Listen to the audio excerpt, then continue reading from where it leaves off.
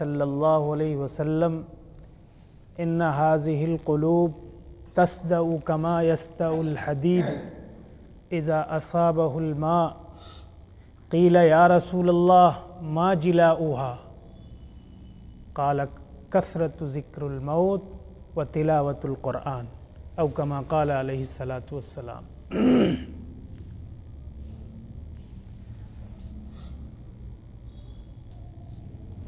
دیکھیے، جن حالات سے ہم لوگ گزر رہے ہیں یا ملک گزر رہا ہے، وہ آج کے دور میں کسی سے حالت چھپی ہوئی نہیں ہے۔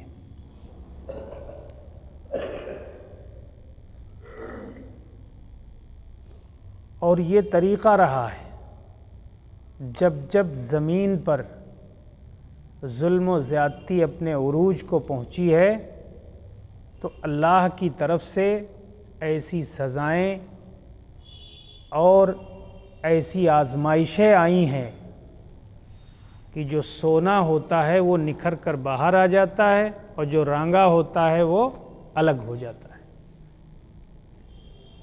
اگر چھٹنی ہو جائے، ابھی آزمائش کا دور آ جائے تو چند مٹھی بھر نکلیں گے جو موت کو گلے لگائیں گے ایمان کے مقابلے میں، کفر کے مقابلے میں، شرک کے مقابلے میں جان دے دینا گوارا کریں گے، لیکن ایمان سے ہٹنا نہیں گوارا کریں گے۔ یہ ہمیشہ آزمائش کا دور رہا ہے، وہ چاہے بنو اسرائیل رہے ہوں اور چاہے بعد میں مسلمانوں کا دور رہا ہو۔ آپ حالات پڑھیے، نور الدین زنگی، صلاح الدین ایوبی کا دور، کہ اللہ نے کس طریقے سے ان کو پہاڑوں جیسا حوصلہ دیا تھا اور انہیں بیت المقدس کو فتح کرایا۔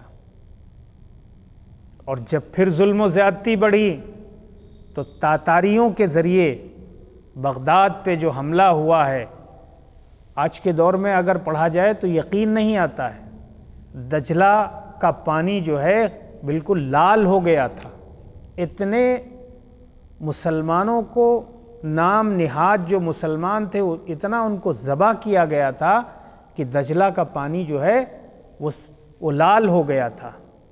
اور جو کتب خانے کی کتابیں پانی میں ڈالی گئیں تو معلوم ہو پل بن جائے، اتنی زیادہ جو ہے کتابیں دریا کے اندر ڈال دی گئیں۔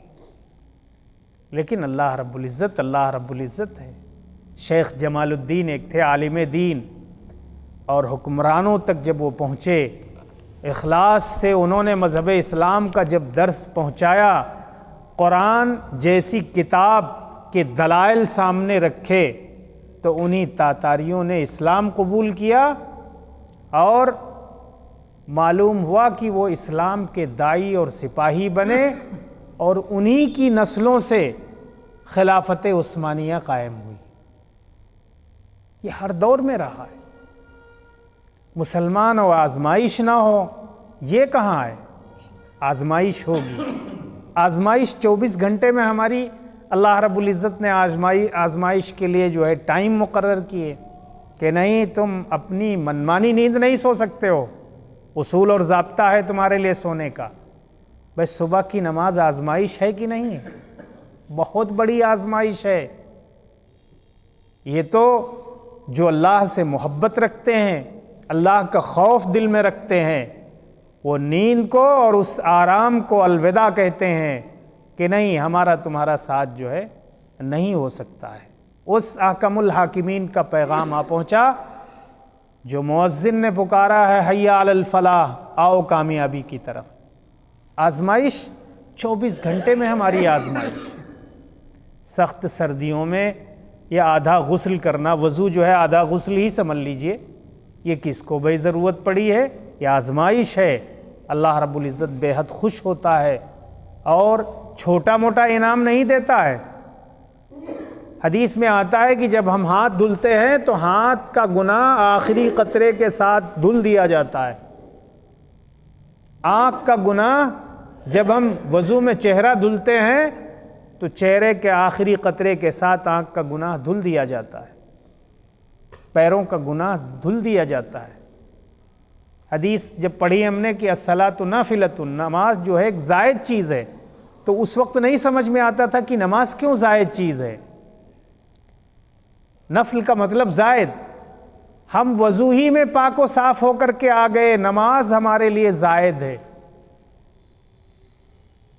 تو آزمائش ہر دور میں رہی ہے، مایوس ہونے کی ضرورت نہیں۔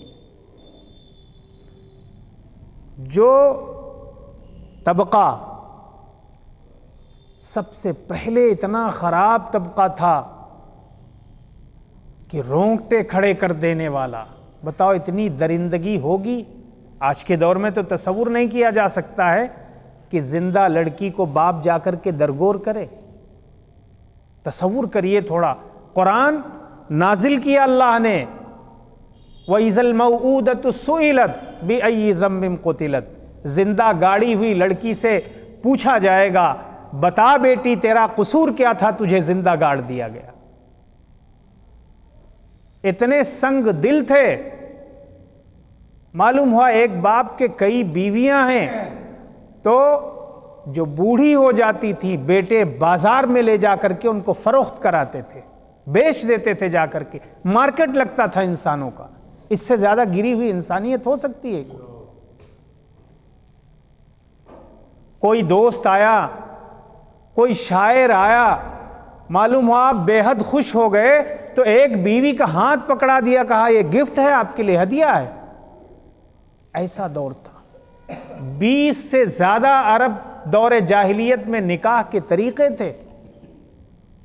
10 نوجوان ایک عورت سے ہم بستری کریں، اور اس کے بعد جب حمل ٹھہرے وہ لڑکی بتائے کہ یہ باپ اس کا ہے، وہی اسی کے ساتھ اس کی بیوی مانی جاتی تھی۔ یہ بھی نکاح کا ایک طریقہ تھا۔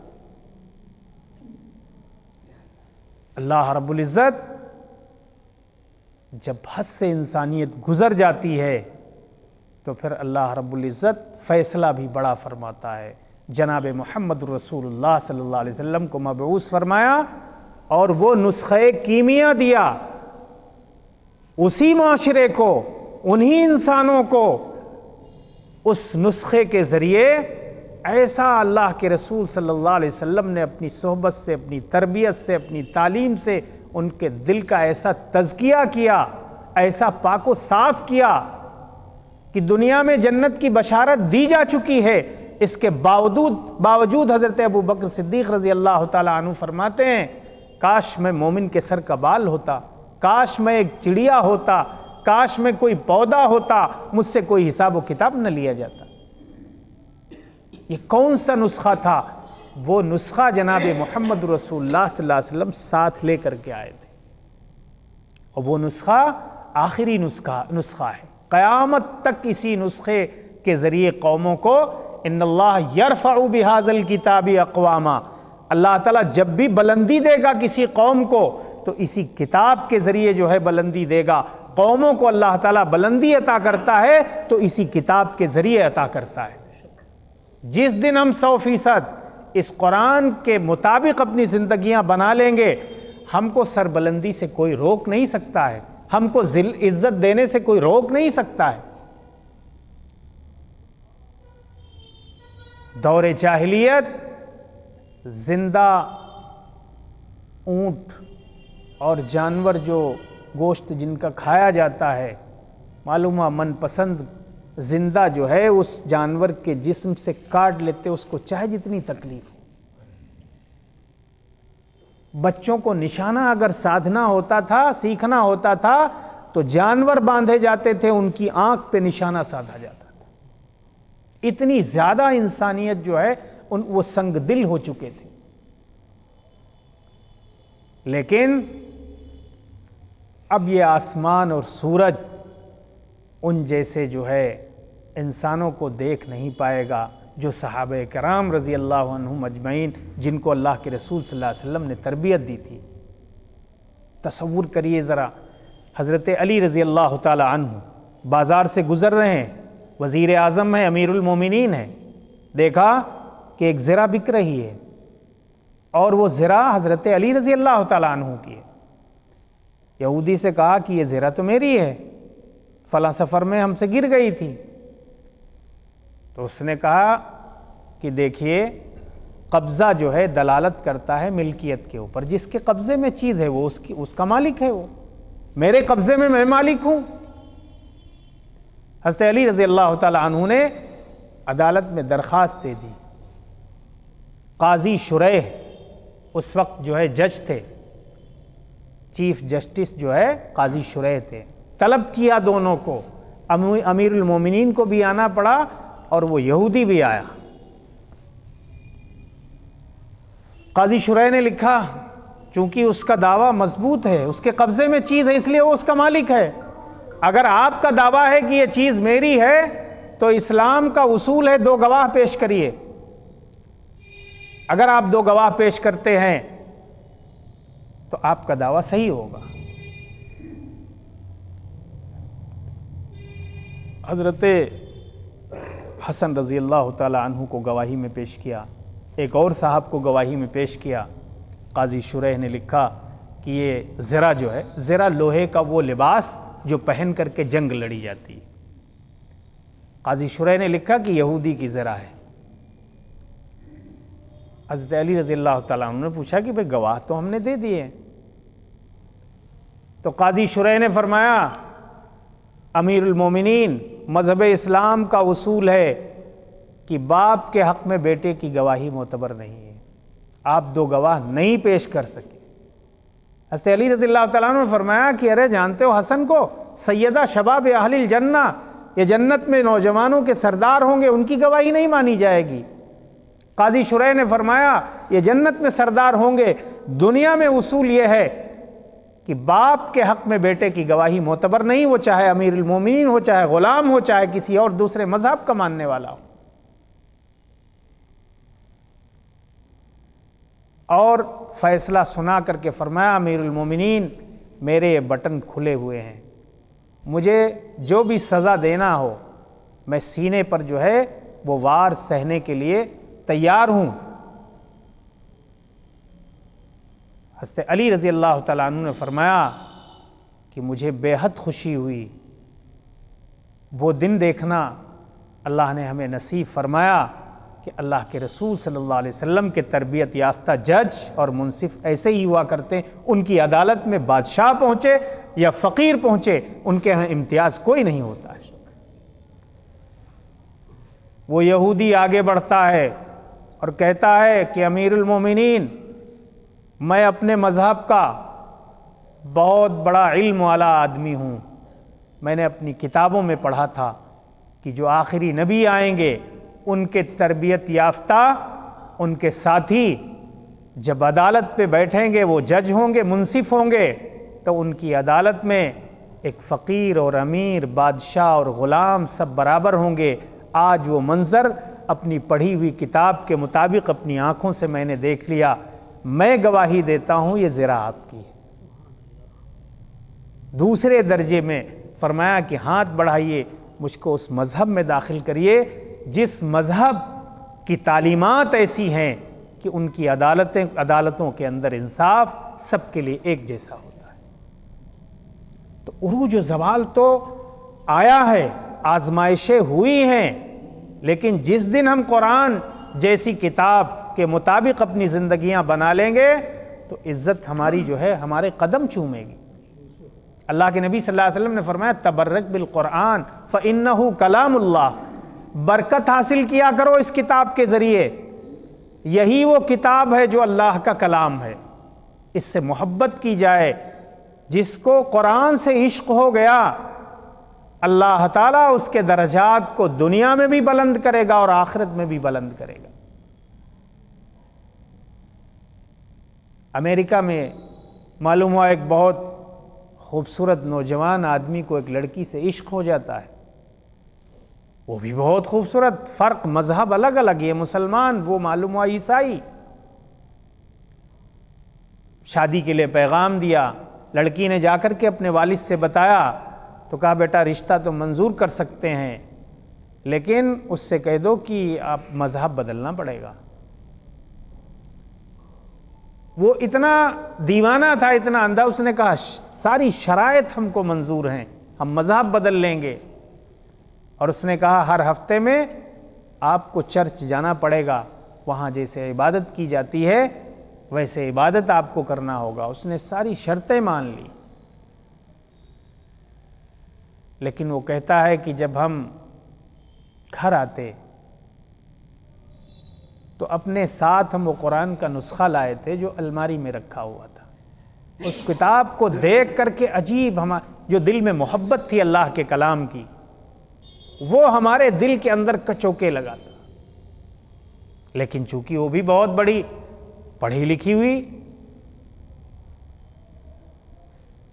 معلوم ہوا کہ ایک دن جب صفائی کی اس کی بیوی نے، تو جب وہ واپس آیا دیکھا کہ وہاں پہ وہ قرآن نہیں ہے، تو وہ بڑی اندر سے اس کو بے چینی، اس نے کہا یہاں ایک بک رکھی تھی، وہ کیا ہوئی؟ تو اس نے کہا کہ ہم نے وہ کتابیں جن کو نہ تم پڑھتے ہو نہ ہم پڑھتے ہیں، ہم نے تو جو ہے ڈسٹ بین میں ڈال دیا ہے۔ ارے وہ فوراً باوضو ہو کر کے اس نے اس کتاب کو نکالا اور چوما۔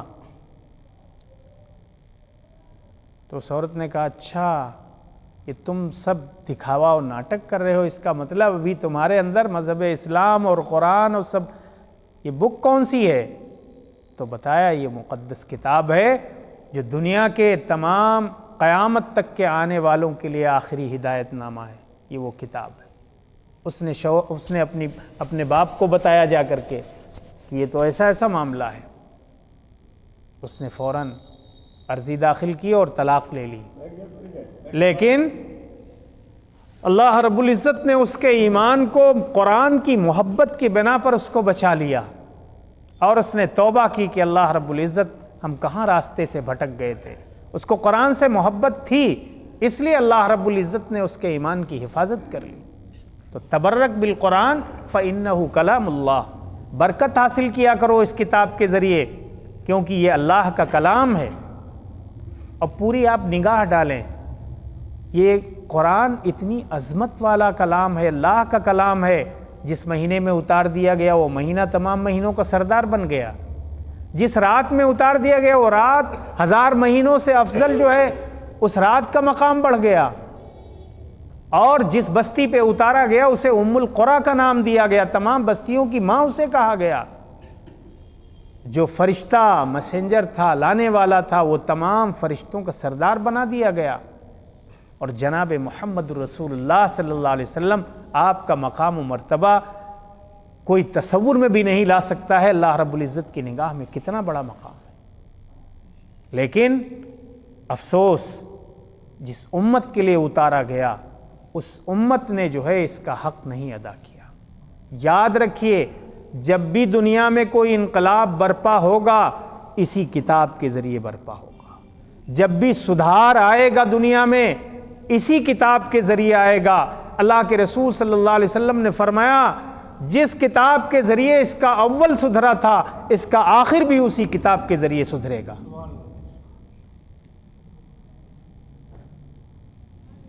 وہ معزز تھے زمانے میں مسلمان ہو کر، ہم خوار ہوئے تارک قرآن ہو کر۔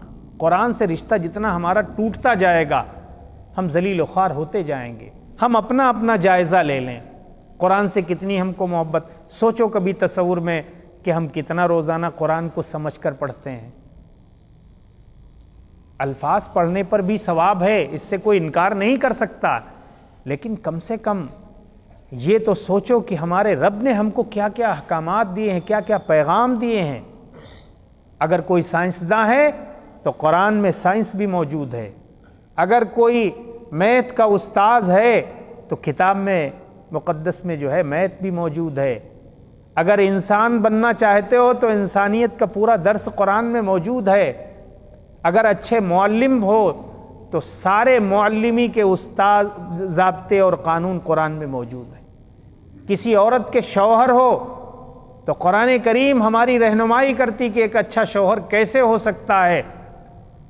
قرآن سمجھانے کے لیے ہی جناب محمد رسول اللہ صلی اللہ علیہ وسلم کو مبعوث فرمایا گیا۔ مائی عائشہ رضی اللہ تعالیٰ عنہا سے پوچھا گیا کہ آپ کا اخلاق کیسا تھا، آپ کی زندگی کیسی تھی؟ مائی عائشہ رضی اللہ تعالیٰ عنہا نے فرمایا کان خلقہ القرآن، آپ قرآن دیکھ لیجئے، اللہ کے رسول کی زندگی دیکھ لیجئے، جو قرآن وہی اللہ کے رسول صلی اللہ علیہ وسلم کی زندگی۔ اللہ کے رسول صلی اللہ علیہ وسلم چھلنی سے آٹا چھان دیتے تھے۔ اگر کوئی شوہر ہے معلوم ہوا اور ویسا بننا چاہتا ہے جو مذہب اسلام چاہتا ہے، آٹا چھلنی سے چھان دیا کرتے تھے، چولہا جلا دیا کرتے تھے، اور اللہ کے نبی صلی اللہ علیہ وسلم اپنا ٹوٹا ہوا تلا اور جوتا اپنے ہاتھ سے سی لیا، پیوند اپنے ہاتھ سے لگا لیا کرتے تھے، جھاڑو خود لگا لیا کرتے تھے۔ اگر گھر میں ہم اپنی بیوی کا ہاتھ بٹا لیں تو ہمارا جو سماج ہے، ہمارے گھر کے لوگ ہیں، تو ہم کو دو چار الگ سے نام دے دیں گے، ارے بیوی کا غلام ہے، ارے یہ تو بہت جو ہے زن مرید ہے، یہ جناب محمد رسول اللہ صلی اللہ علیہ وسلم۔ اچھا بتاؤ، جو شوہر اپنی بیوی کا ہاتھ بٹائے گا تو اس کی بیوی اس سے ناراض ہوگی یا خوش ہوگی؟ ارے خوش ہوگی اس سے، اور وہ چار عورتوں میں کہے گی فخریہ کہ اللہ رب العزت نے جیسا مجھے شوہر دیا ہے ہر ایک کو ایسا عطا فرمائے۔ اور اگر روب ہے، اپنے اندر کبر ہے، بڑائی ہے، اور اس کو تم نوکرانی سمجھتے ہو، پیر کی جوتی سمجھتے ہو، یہ تمہارے تصور میں ہے، تو آپ یاد رکھیے ہم قرآنی تعلیمات کے مطابق جو ہے اپنی زندگی نہیں گزار رہے ہیں۔ پھر کہاں سکون رہے گا اس گھر کے اندر؟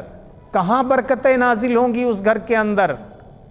ماں باپ کے لیے کیا کہا گیا؟ قرآن سے اگر زندگی سدھارنا چاہو تو قرآن رہنمائی کرتا ہے۔ جناب محمد رسول اللہ صلی اللہ علیہ وسلم فرماتے ہیں کہ کاش میری ماں زندہ ہوتی اور میں فرض نیت باندھے کھڑا ہوا ہوتا اور میری ماں پکارتی یا محمد یا محمد، تو میں نیت توڑ کر کے اپنے ماں کی آواز پہ لبیک کہتا اور حاضر ہوتا۔ یہ تمنا ظاہر کی ہے۔ کتنی بد نصیبی ہوگی جن کی مائیں زندہ ہیں اور باپ زندہ ہیں اور چند منٹ ان کے پاس بیٹھ کر کے ان کی خیریت نہ معلوم کر سکیں۔ ماں باپ بوڑھے جب ہو جاتے ہیں تو وہ صرف یہ چاہتے ہیں کہ ہمارے بچے ہمارے پاس بیٹھ کر کے ہماری خیریت معلوم کر لیں، اپنی خیریت بتا دیں، اور کچھ نہیں چاہتے۔ یہ نہیں ہو پاتا ہے۔ دوستوں پاس کھڑے ہو جائیں تو ہم گھنٹوں ہنس ہنس کے باتیں کریں گے، لیکن گھر میں داخل ہوں گے تو وہی پیالہ جو ہے پی کر کے غصے کا آتے ہیں۔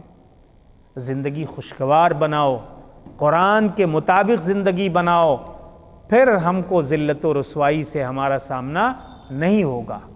اللہ کے نبی صلی اللہ علیہ وسلم نے فرمایا، حضرت عبداللہ ابن عمر رضی اللہ تعالیٰ عنہ سے روایت ہے، اللہ کے رسول صلی اللہ علیہ وسلم نے فرمایا کہ دیکھو جیسے ہمارے دلوں کو زنگ لگ جاتا ہے، جیسے لوہے کو زنگ لگ جاتا ہے جب اس کو پانی پہنچ جائے۔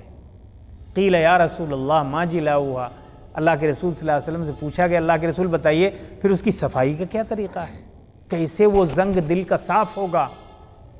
تو اللہ کے نبی صلی اللہ علیہ وسلم نے فرمایا کثرت ذکر الموت، موت کا کثرت سے جو ہے ذکر کیا کرو، یاد کیا کرو اپنی موت کو، در و دیوار کو، گھر کے در و دیوار کو دیکھ کر کے کہ اللہ تعالیٰ وہ دن بھی آنے والا ہے کہ جب ہم خود نہیں نکلیں گے، ہمارا جنازہ اس گھر سے نکلے گا، اور وہ آنا ہے دن۔ جب موت کو کثرت سے یاد کرو گے تو جس کے پاس ہم کو جانا ہے اس کو راضی کرنے کی تمنا بھی دل میں پیدا ہوگی کہ کاش ہم اسی زندگی میں اس کو راضی کر لیں جس کے پاس ہم کو جانا ہے۔ اور جتنا آپ قرآن کی تلاوت کریں گے، قرآن سے محبت بڑھائیں گے، ہمارے دلوں کا زنگ خود بخود دور ہو جائے گا۔ یہ اللہ کے نبی صلی اللہ علیہ وسلم کا فرمان ہے کہ موت کو کثرت سے یاد کرنے والا اور قرآن سے عشق و محبت کرنے والا، اس کو کثرت سے تلاوت کرنے والا، اس کے دل میں زنگ نہیں لگے گا، زنگ لگ جاتا ہے۔ یہ فرمایا اللہ کے نبی صلی اللہ علیہ وسلم، مثال دی جیسے لوہے کو جب پانی پہنچ جاتا ہے ایسے زنگ لگ جاتا ہے، ایسے حوادثات زمانہ، دنیا کی رنگینی، یہاں کی خرافاتیں، یہاں کا سوشل میڈیا، یہاں معاشرے کے اندر پھیلے ہوئے وہ تمام جرائم جو ہمارے دل کو متاثر کر دیتے ہیں، زنگالود کر دیتے ہیں، اگر ان دو باتوں کے اوپر کوئی عمل پیرا ہو جائے تو اس کے دل کا زنگ دور ہو جائے گا۔ تو یہ تہیا کر کے اٹھیں، ہم روزانہ یہ تہیہ کریں کہ ہم کو موقع محل کے اعتبار سے معلوم ہوا آدھا پارہ پڑھنے کی ہم کو فرصت ہے، ٹائم نکال کر کے، اور یہ دیکھیں کہ اللہ ہم سمجھ تو نہیں پا رہے ہیں لیکن یہ دل میں ہے کہ اللہ یہ تیرا کلام ہے، یہ تیرا کلام ہے اور جو کچھ تو نے اس میں فرمایا وہ برحق ہے۔ اس نیت کے ساتھ ہم قرآن کی تلاوت کریں۔ حدیث میں آتا ہے، صاحب ابن کثیر نے لکھا ہے 5 چیزیں ایسی ہیں جن کو دیکھنا ہی ثواب ہے۔ والدین کے چہرے کو اگر کوئی دیکھتا رہے تو جب تک دیکھتا رہے گا ثواب اس کے نامہ اعمال میں لکھا جائے گا۔ ایسے قرآن مقدس کو دیکھنا بھی جو ہے ثواب ہے۔ قرآن دیکھتے رہیے، آپ کے نامہ اعمال میں ثواب لکھا جائے گا۔ وہ حفاظ اور عالم جو باعمل ہیں، جو اپنے علم کے مطابق ان کی زندگیاں ہیں، ان کے چہروں کو دیکھنا بھی جب تک آپ دیکھتے رہیں گے ثواب لکھا جائے گا۔ زمزم کو دیکھنا، جو زمزم کا پانی ہوتا ہے اسے دیکھنا جب تک آپ دیکھتے رہیں گے آپ کے نامہ اعمال میں ثواب لکھا جائے گا۔ خانہ کعبہ کو دیکھنا، یہ 5 چیزیں ہیں جنہیں دیکھنا ہی ثواب ہے، جب تک دیکھتے رہیں گے آپ کے نامہ اعمال میں ثواب لکھے جائیں گے۔ تو قرآن مقدس سے ہم رشتہ جوڑیں، ہمارے گھروں کے اندر برکت بھی آئے گی۔ اور بتاؤ، ابھی رمضان کا مہینہ آنے والا ہے، اللہ کے نبی صلی اللہ علیہ وسلم اسی مہینے سے اس کا استقبال کرتے تھے۔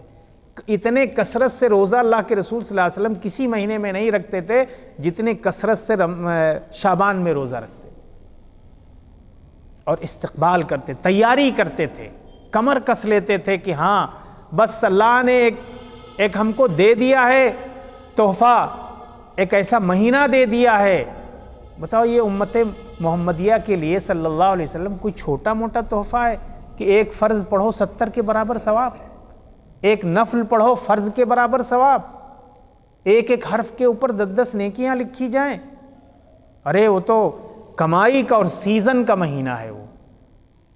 لیکن ہمارے آپ میں ایک رواج چل پڑی ہے کہ شعبان ہی میں سب سے زیادہ کھانے پینے کی چیزیں ہم اکٹھا کرنا شروع کر دیتے ہیں، بس یہ کھانے کا مہینہ ہے، اتنا ہمارا تعلق اس سے رہ گیا ہے۔ سحری سے ہم سب اس میں شامل ہیں، سحری ادھر کھا کے اور فوراً پوچھنا آج بھی کیا کیا آئٹم بنیں گے، کوئی اور چیز کا تذکرہ نہیں، افطاری میں کیا کیا آج رہے گا، وہیں سے گفتگو شروع ہو جاتی ہے۔ دور یہ ہونا چاہیے کہ ہم اپنے بچوں سے پوچھیں آج کل تم نے 2 پارے پڑھے تھے، آج 3 پڑھنے انشاءاللہ۔ امام شافعی رحمۃ اللہ کتنی محبت کرتے تھے قرآن سے۔ 16 دن لگے ہیں مکہ سے مدینہ جب حج کرنے گئے ہیں، 16 دنوں میں امام شافعی رحمۃ اللہ علیہ نے 16 قرآن پاک مکمل کی، 16 قرآن پاک مکمل کی۔ اور عمر بن خطاب رضی اللہ تعالیٰ عنہ ایک سفر میں جا رہے ہیں، ایک وادی، 2 پہاڑیوں کے بیچ میں جو راستہ ہو اسے وادی کہتے ہیں۔ ارے پورے فوج اور قافلہ روک دیا گیا۔ آ کر کے پوچھا جو آپ کے قریبی لوگ تھے، حضرت اس تپتی ہوئی دھوپ میں پسینہ پسینہ آپ نے روک دیا، آپ کھڑے رو رہے ہیں، اور فرمایا کہ دیکھو یہی وہ جگہ ہے کہ ایک دن میں اپنے 5 اونٹوں کو لائن میں نہیں کھڑا کر پا رہا تھا، چرواہے اچھی طریقے سے چرواہی بھی مجھ کو نہیں آتی تھی، تو میرے باپ خطاب نے مجھ کو ڈانٹا بھی اور مارا بھی تھا۔ یہ وہی جگہ ہے کہ جہاں پر مجھ سے 5 اونٹ جو ہے لائن سے برابر نہیں کھڑے کیے جا سکتے تھے۔ اس قرآن مقدس کی عظمت اور برکت دیکھو کہ اللہ رب العزت نے مجھے 22 لاکھ مربع میل کا مجھے امیر المومنین بنایا، جس سے 5 اونٹ نہیں سنبھلتے تھے، 22 لاکھ مربع میل کا اللہ نے مجھے حکمراں بنایا۔ آنسو جاری ہیں اور کہتے ہیں وہ صرف اس قرآن اور اس کتاب کی برکت ہے۔ تو ہماری زندگیاں نہیں سدھر سکتی ہیں، سدھر جائیں گی۔ کاغذ معتبر ہو جاتا ہے جس پہ لکھ دیا جاتا ہے، جس کپڑے میں قرآن رکھا جاتا ہے اس کا مرتبہ بڑھ جاتا ہے، جس لکڑی پہ رکھا جاتا ہے وہ لکڑی جو ہے منبر و محراب پہ رکھی جاتی ہے، جس سینے میں قرآن آ جاتا ہے تو اس کو قاری اور حافظ کے خطاب سے قرآن نوازتا ہے، اگر معنی اور اس کی تفسیر کا عالم ہو جائے اسے مفسر اور علامہ کہا جاتا ہے۔ ہماری زندگیاں اگر قرآن کے مطابق ہو جائیں تو پھر دنیا کے لوگ ہم کو بوجھ نہیں سمجھیں گے بلکہ اپنی ضرورت سمجھیں گے ہم کو، اور جب تک ہم کسی کی ضرورت بنے رہیں گے ہم کو مٹانے کی کوئی کوشش نہیں کرے گا، ہم کو باقی رکھے گا۔ جس بلب سے اجالا ہوتا ہے اس بلب کو کوئی نکال کے باہر نہیں پھینکتا ہے، وہ جانتا ہے کہ ہماری ضرورت کی چیز اس سے ہم کو روشنی ملتی ہے۔ اور یہ ہندوستان کی قوم، یہاں کے اتنے سیدھے لوگ، اتنی محبت کرنے والے لوگ، پیڑ نے سایہ دے دیا تو سائے کو خدا مان لیتے ہیں، دریا نے پانی دے دیا تو دریا کو خدا مان لیتے ہیں۔ اے مسلمان قوم، اگر تم اپنی قرآن کے مطابق ان کی ضرورتوں کے کام آئے ہوتے تو وہ ایک دن پوچھتے کہ بتاؤ تم کس مذہب کے ماننے والے ہو جس نے تم کو یہ سب تعلیمات دی۔ یہاں جب آئے ہندوستان میں مسلمان تو اور کچھ نہیں لے کر کے آئے تھے، قرآنی تعلیمات لے کر کے آئے تھے۔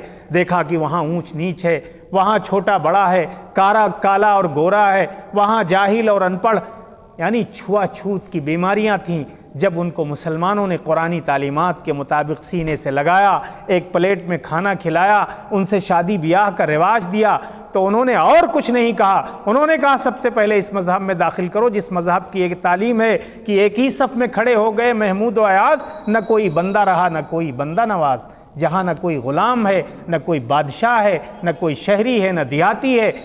ایسی اگر کوئی تعلیم دھرم دیتا ہے، دین دیتا ہے، تو وہ دھرم بڑا اچھا ہوگا، وہ مذہب بڑا اچھا ہوگا۔ تب جوق در جوق جو ہے لوگ اسلام میں داخل ہوئے تھے۔ ان کی زندگیاں دیکھ کر کے، ہماری زندگیاں دیکھ کر کے لوگ نفرت کرتے ہیں، گھن کرتے ہیں کہ یہ مسلمان ہیں۔ اگر ان کی شادیاں دیکھ لیں تو وہ اشش کرتے ہیں کہ یہ تو دوسرے مذہب سے زیادہ آگے نکلے جا رہے ہیں دکھاوے میں، ریاکاری میں۔ فضول خرچی کرنے والے شیاطین کے بھائی ہیں، قرآن نے فرمایا۔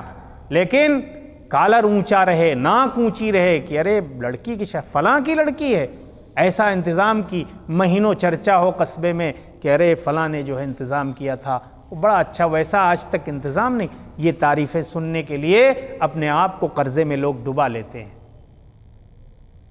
تو قرآن سے ہم جڑ جائیں، انشاءاللہ عزتیں ہم کو ملیں گی۔ اللہ رب العزت ہمیں اور آپ کو کہنے اور سننے سے زیادہ عمل کی توفیق نصیب فرمائے۔ وآخر دعوانا ان الحمد للہ رب العالمین۔